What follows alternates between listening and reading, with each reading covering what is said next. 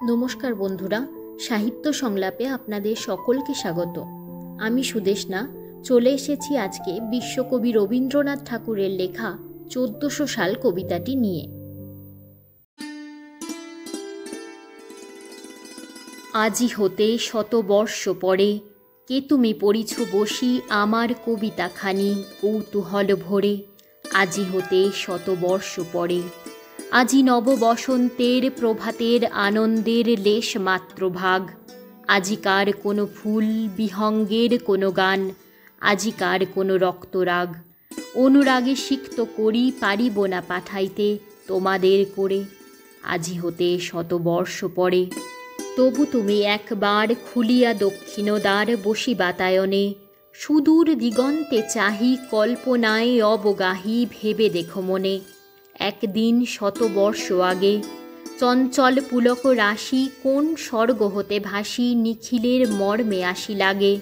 নবীন ফাল্গুন দিন সকল বন্ধনহীন উন্মত্ত অধীর।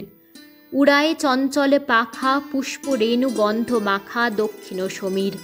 সহসা আসিয়া তরা রাঙায়ে দিয়েছে ধরা যৌবনেরও রাগে।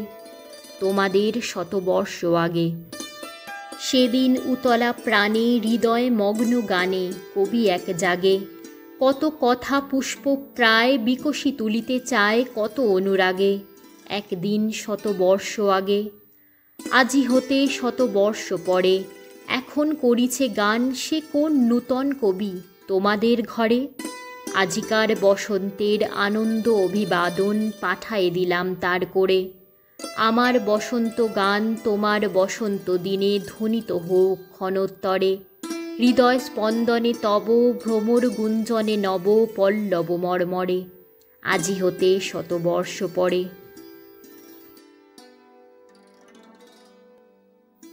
এতক্ষণ শুনলেন বিশ্বকবি রবীন্দ্রনাথ ঠাকুরের লেখা 1400 সাল।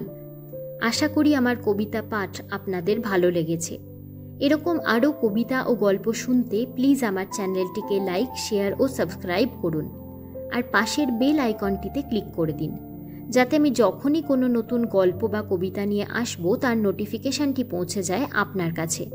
অবশ্যই কমেন্ট করে আপনাদের মতামত জানাবেন।